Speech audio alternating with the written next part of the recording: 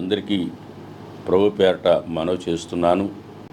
నా కొరకు ప్రార్థన చేసిన ప్రతి ఒక్కరికి పేరు పేరున మీ అందరికీ కృతజ్ఞతలు తెలియజేస్తున్నాను. నాకు ఆరోగ్యం బాగుంది, ప్రస్తుతానికి కుదుట పడతా ఉంది. అనుకున్న దానికంటే త్వరగా స్వస్థత కలుగుతూ ఉంది.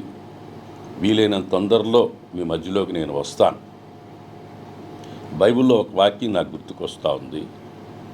91వ కీర్తన 14వ వచనం.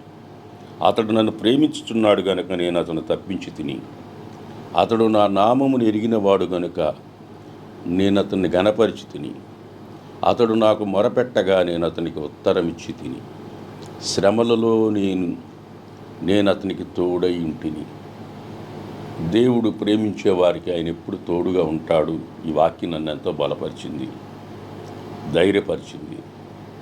ప్రభు కొరకు తన ప్రాణాన్ని పోగొట్టుకునేవాడు నిత్యత్వంలో యుగయుగాలుండే రాజ్యాన్ని స్వతంత్రించుకుంటాడు.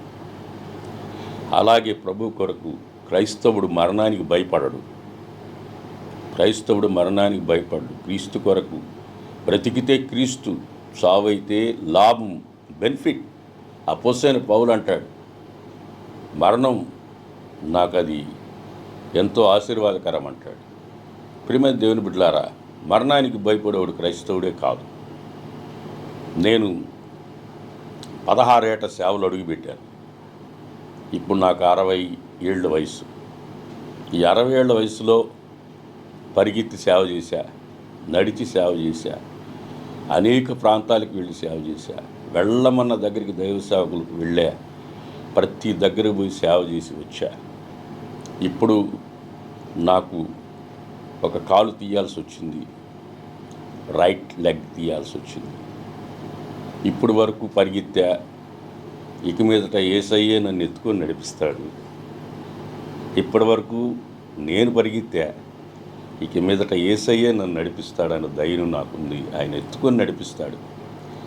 కడశ్వాస వరకు.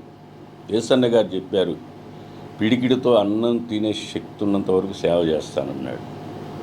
నేను చెప్తున్నాను వినండి, నా శ్వాస ఉన్నంతకాలం దేవుని సేవే. నన్ను మా అమ్మ తల్లి గర్భంలో పడక మునిపే నన్ను ప్రభువుకి ప్రతిష్ఠించింది. 1964లో ప్రభువుకి పుట్టిన బిడ్డను ఇచ్చుకుంటే ఇస్తానని మాట ఇచ్చింది. 66లో నేను పుట్టా. నన్ను మా అమ్మ ప్రభువుకి ఇచ్చేసింది. ఆ రోజు నుంచి ఈ రోజు వరకు సేవా యాగంలో చిన్నప్పటి నుంచి నేను పరిగెత్తుతూనే ఉన్నాను.